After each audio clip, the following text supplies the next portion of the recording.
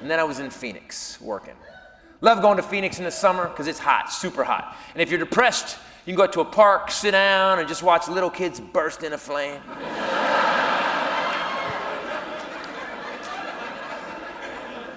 I go to the club that night to do my show, and the club owner comes over to me, and he goes, hey, Titus, I got to warn you about something. And please never start a conversation with me like that, because my inner retard clicks on and goes, it's cancer. They told him to tell you.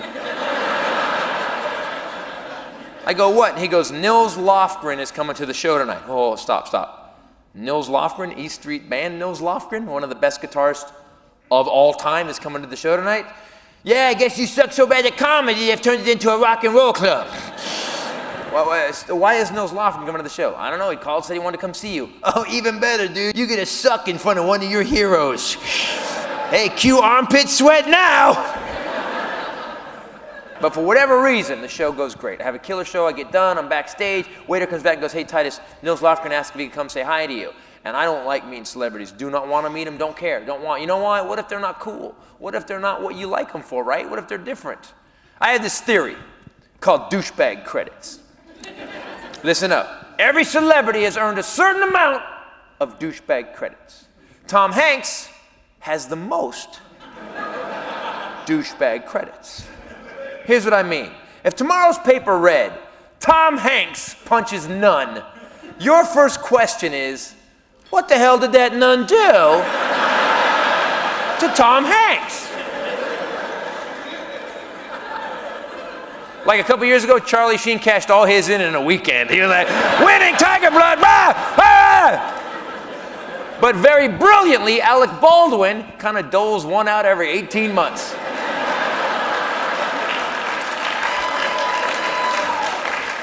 That's why you never hate Alec Baldwin. He never lets his balance get down too low. You just go, fucking Alec Baldwin. I guess he's hosting Saturday Night Live again. So, like Lindsay Lohan, bankrupt. But remember Robert Downey Jr. was bankrupt? Now he's back on top again, right? You know? Okay, so you can get him back. And I really don't want to meet him. I'm a fan of this guy, man. I've seen him on the East Street Band concerts on the 70-foot screen playing guitar with his face, doing these crazy solos, doing a backflip. The dude is a rock and roll Godzilla. He comes backstage, he's this tall. And I felt like Willy Wonka for a second. Who's got a golden ticket?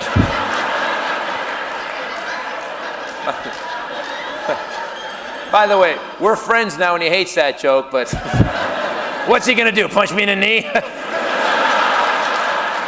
He hates that joke a lot worse. So, just so you guys know, nicest guy in the world. You know, Dana Carvey told me something a long time ago. He said, the nicest people you'll meet in show business are the most talented. And this guy, the most zen-like, he just gives it up. He goes, dude, you great show, funny, great to meet you. You know, my wife and I didn't even know about you, but it turns out Bruce and Patty are fans.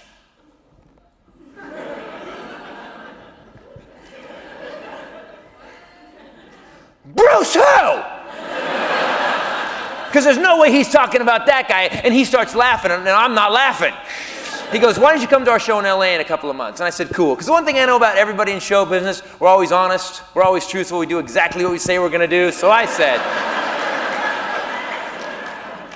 see you in LA. But my dad raised me mob style. You don't take favors from people. You do favors, but you don't take them. And then he taught me how to shoot an informant. So my plan is I'm gonna buy my own tickets, go to the concert, be that guy. Oh no, I respect you guys too much, I wanted to pay for my own tickets. But they sold out. So now what do? Well, you do what you did. You bitch up like a 7th grade girl and call Nils Lofgren. And I called him, I go, Nils, hey man, I said, I tried to get tickets, I didn't want to bug you, but you said I could come. Let me buy them though, give the money to charity. He's this guy. Dude, just shut up, I'll call you back in 4 days. 4 days later, I'm in my car driving, my phone rings, I pick it up, it's a woman. She goes, hi, is this Christopher Titus? I go, yeah. She goes, hi, this is Patty Springsteen.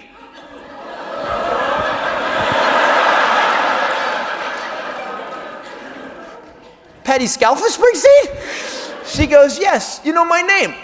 Rumble Doll Patty Scalfa Springsteen? She goes, oh my God, you know the album too. You can't just call me. You have to have 3 people call me to warn me that you're gonna call me.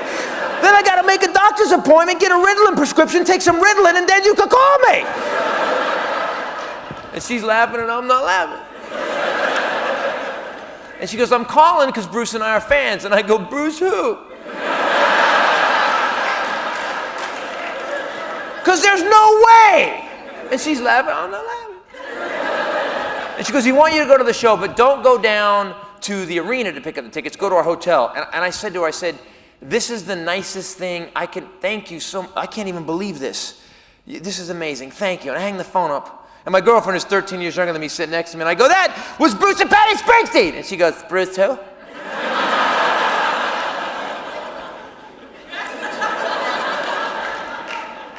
No, that's not even funny. In fact, you now have to shut up for the rest of the day, unless NSYNC calls you.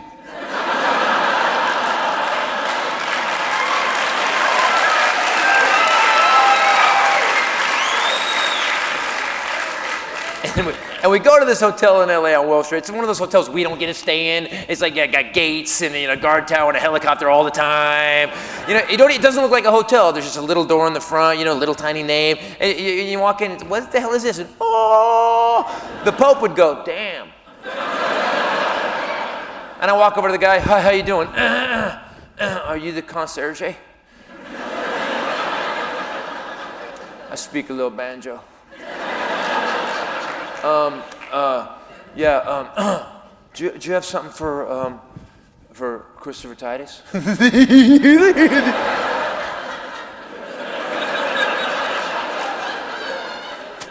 the guy goes, flip, flip, flip. Nope. Wow, dude, you got punked by Nils Lofgren. Hey, that's still pretty cool, right? And I instantly go into loser mode. I'm like, oh, sorry.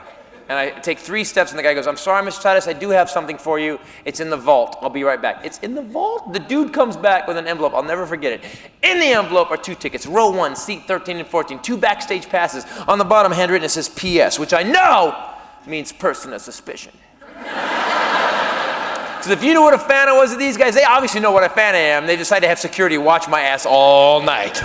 But they weren't smart enough. What they should have done is put an exploding GPS tracking ankle bracelet in the envelope that I had to wear, and if I got too close to a band member, it would blow my foot off so they could escape. Don't go! Sign my boob! And my girlfriend goes, P.S. Patty Springsteen, idiot. I told you not to talk.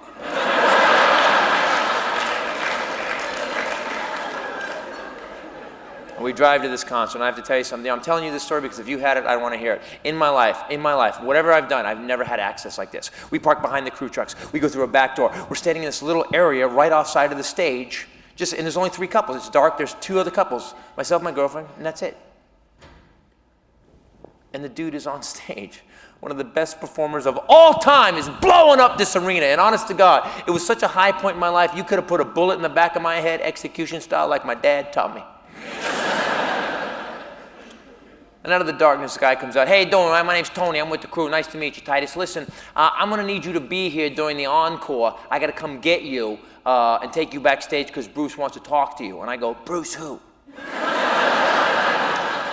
Because there's no way he's talking about that guy. And he doesn't laugh. He just goes, and walks away. Now, if you have not seen the E Street Band in concert, I don't care what race you are, how old you are, what sex you are, go see him. You won't believe it. It's the tightest band I've ever seen. My girlfriend, 13 years younger, she goes, I don't really care. Took her to one concert, 2/3 of the way through, she goes, I would do him in front of you.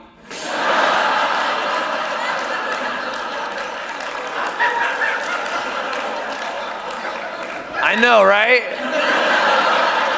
Hell, I might do him in front of you. They're very good.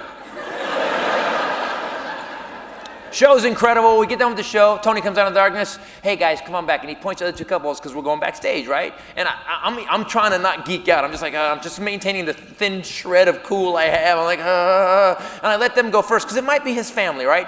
As these people walk in front of me, I realize it's the Edge from U2 and his girl and Adam Clayton from U2 and his girl. And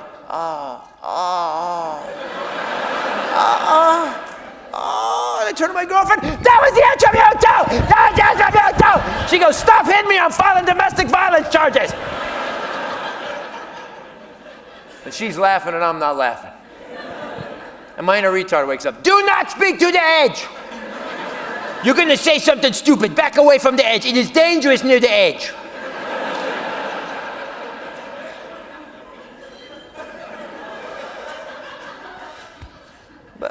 But it's Edge. And I barreled right up to him. How's it going, Mr. The Edge? Oh my God, I can't believe I'm meeting you. I'm such a huge fan. You guys are devout without being overtly devout, and your music is so inspirational. Oh, dude, when you guys came out with Vertigo, because you keep pushing the envelope, I couldn't believe that album. I didn't know it was you guys. Uno, dos, tres, catorce. What the hell is that, man? You guys are so good. I'm such a big fan. Now, had he stopped talking right there, this would be an amazing story. But dumbass continues on, says one more sentence, and turns it into a phenomenal story.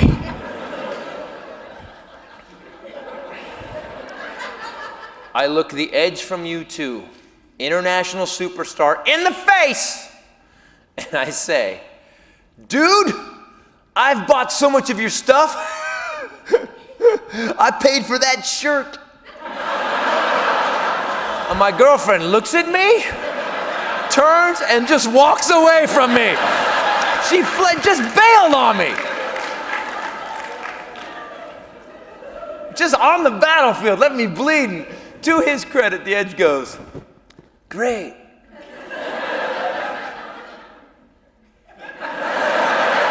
Okay, that's how people look right before they call security. Back away from the Edge. And I heard what I said, and I'm like, God, dude, you're such a loser. And I pull myself to the side, and I'm like, you're an idiot. And I'm sitting down on this case, I'm like going, oh my God. And all of a sudden, Henry Winkler walks up to me. Do not ask him to go, hey. Don't do it. And for whatever reason, in this moment of feeling like crap, Henry Winkler's wife walks around him and goes, you're on that show Big Shots. She liked Big Shots? She goes, oh my God, you were so funny on that show. What a good actor. It's so nice to meet you. Wow, pleasure, pleasure, pleasure. And now my inner retard is totally confused. What the hell has happened tonight? Did you step through a wormhole to a parallel universe where your doppelganger is popular? Yeah, well, I'd shut up if I was you, or you're going to screw up a time-space continuum. I'm very smart for a retard. At least that's what Stephen Hawking says.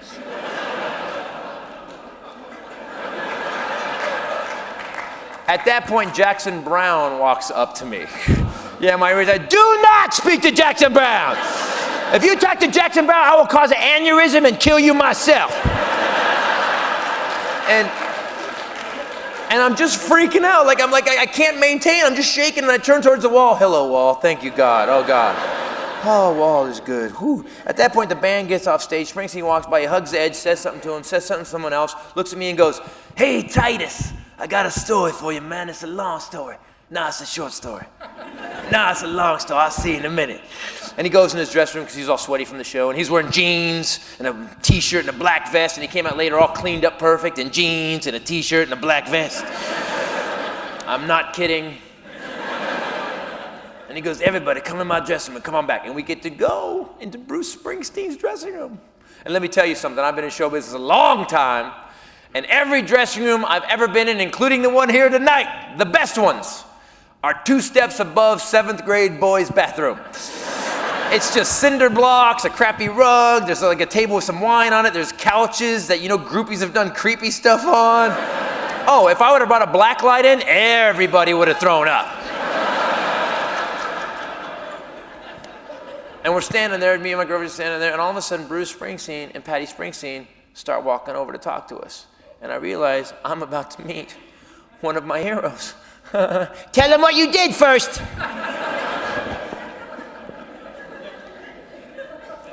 My buddy makes these rock and roll skull rings, so I got their ring sizes, and I had rings made for him because I want to be engaged to the Springsteens!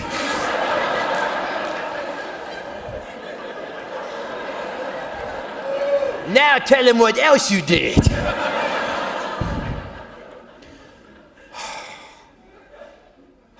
I wrote Bruce Springsteen a 3-page letter. Single-spaced. Do you see how sad they feel for you right now? And I gave him the rings and I gave him the letter and he goes, man, do you want me to read this right now? No, smartest move he made all night. And she starts talking, and they're the nicest people. By the way, Bruce Springsteen has so many douchebag credits, he could walk up to you on the street, punch you in the face as hard as he could, and you would go, I'm sorry. I don't know what I did, but I gotta work on it because Tom Hanks punched me like 2 days ago. Just so you know, nicest guy in the world, most normal human being in the world, and his wife is even nicer. And she goes, I want you to know why you're here. Our son Evan got us into you, and we live in a very philosophical household. And she looks over at him, and I had this weird thought of what it must be like to be his kid. Because if you're a fan of the boss, when he's doing those talks before he starts playing, you know, you're just inspired. You're like, yeah! But if you're his kid, that's just your dad, and he won't shut up.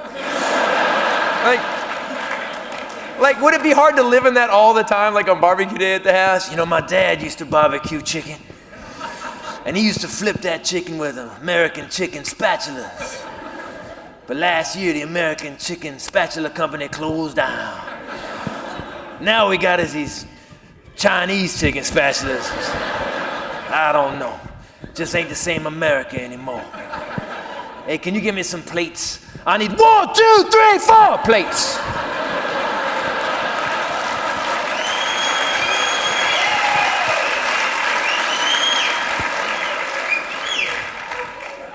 So that goes through my head. And then he starts talking. And just so you know, it's weird because he's just a normal human being. That's what I really got out of it. And he goes, you know, my kid Evan, right, would come home every night for dinner after school and just sit down quiet and wouldn't say much. Then after dinner, he'd go in his room and he'd watch something for hours. And frankly, I didn't want to know what the hell he was doing. But he did it every night, you know. He would actually be quiet at the table and then go in his room and just watch something. And after about 2 months, he came out of his room and he had these 2 box sets to your old TV show. And he held them up and he said, Dad, this show taught me a lot about life. I want you to watch it with me. And I say,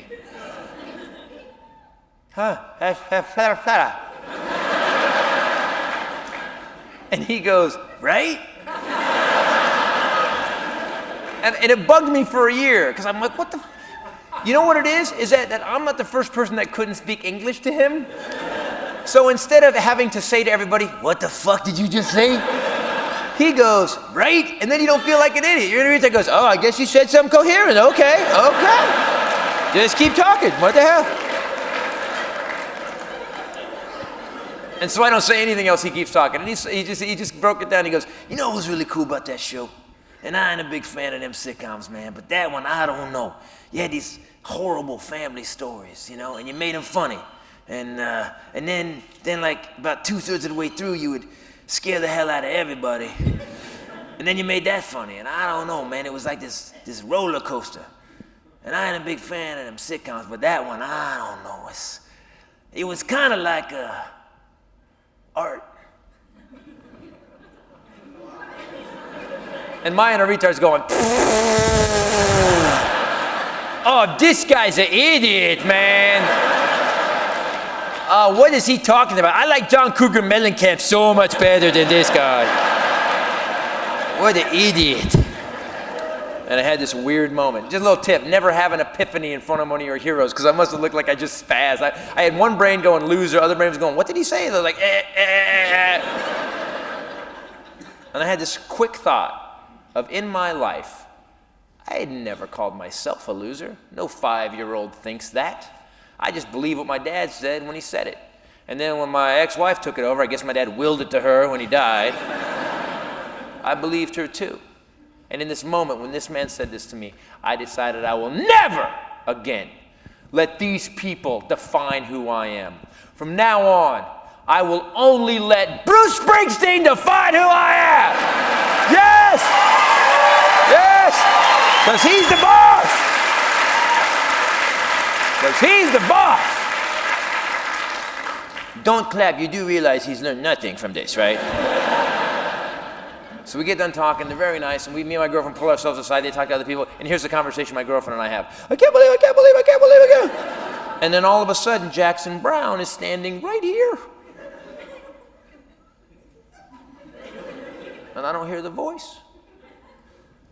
When I was 16 years old, I came home, it was in the middle of summer, and I came home, and I walked in my bedroom, and my father had installed 3-foot speakers, these badass speakers on either side of my bed, and I knew aliens had kidnapped my dad and replaced him with someone who liked me. And he'd wired these speakers through the floor, under the house, to the front room and stereo. For the rest of that summer, all I did was turn that stereo up as loud as I could. It blew out the windows. AC, DC, Beastie Boys, Journey, I apologize. What I didn't realize is school started in September. And what my father had actually done is install a 2,000-watt alarm system in my bedroom that he controlled from the front of the house. So from the first day of school that year till I graduated, my father woke my ass up at 6:45 with that stereo cranked up as loud as it would go and shot my ass to the ceiling to Jackson Browne's Running on Empty. Because he knew my grades and he thought that was ironically funny. So I tell Jackson Browne the Jackson Browne story. And had he stopped talking right there, this would be an amazing tale. But dumbass continues on and says, one more sentence. I look Jackson Browne in the face, international superstar again, and I go, dude, that album and your music is kind of like a soundtrack to my life. And my girlfriend looks at me, turns, and walks away again. And here's what I realized, that all these people we look up to, all these superstars we think are so cool, are just like us. Jackson Browne goes,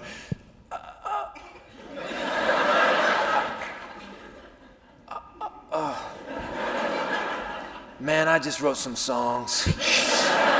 Wow, dude, why do you gotta make everybody feel creepy, man? Why? Why? You did it to everybody. You did it to the Boss, the Fonz, the Edge, now the Pretender. Good job, idiot.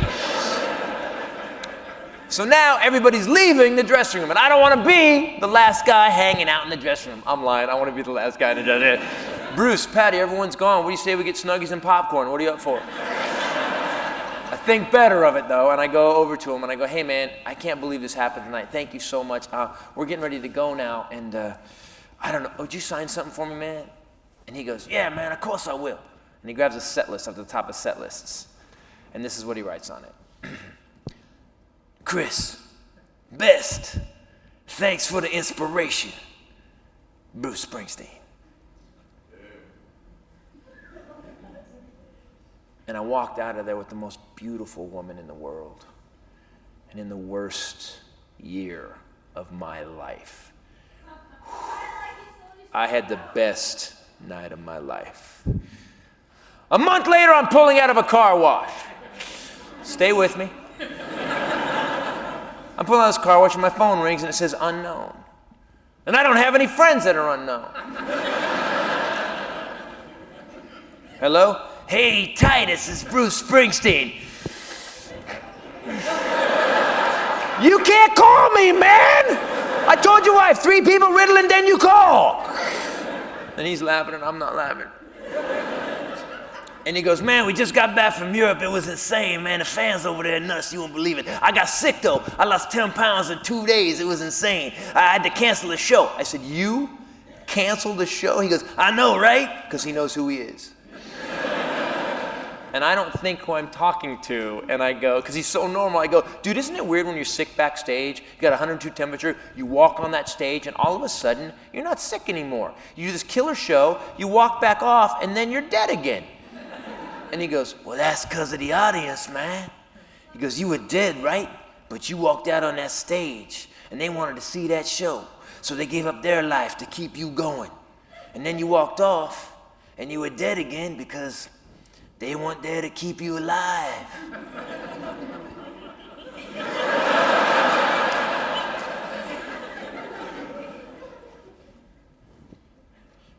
Yoda?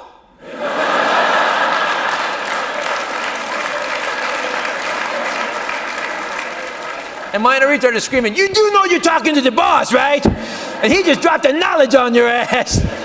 And I start to panic again, and I go, "So what'd you call?" Which must have sounded like, "Yeah, blah, blah, blah, Bruce, pick it up, pick it up."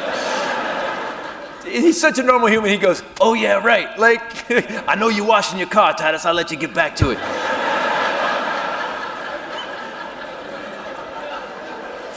Idiot. What an idiot. He goes, "The reason I'm calling, man, is," he goes, "we got back from tour, you know, and I remembered that you wrote me that letter, and I wanted to read it, and I was looking around the house for it, and I lost it." Oh, thank God. Oh, thank you, Lord in heaven. Because you know you found that letter, this should be a call from the FBI. Yeah, man, so I was wondering what that letter said. Damn it! All right, relax. It was 3 pages. Okay, tell him it said this. It said, first page said thank. Second page said you. Third page said Bruce. And Patty, tell him that. But although this voice in my head ain't leaving, it ain't leaving none of us. You're gonna have it forever. I don't listen to mine anymore. And I told him what it said. It said, "In 1985, I saw you at the Oakland Coliseum blow up 80,000 people. And I wasn't a fan. I was dating some girl that I was trying to sleep with. But I don't remember who that was now. But I remember that night, and about everything you'd ever done from that night and from that night forward. And I used to take your music on the road with me. And I would do these horrible gigs, and I'd listen to the music for hundreds and hundreds of hours, man, over and over. And these gigs were horrible, Bruce. I killed a baby once." And I'm laughing, and he's not laughing. And I quoted the lyrics. And the last paragraph said this. I didn't write this for me. I wrote this for the 25,000 people you played for tonight that are never going to be lucky enough to meet their hero and tell them what they meant to them. So for them, thank you. And he goes, "Wow, man, you know, that's really cool you did that." And had Bruce Springsteen stopped talking right there, this would be a phenomenal story. But Bruce Springsteen continues on and says one more sentence. "Man, I gotta ask you this. Did you really tell the Ed you bought his shirt?"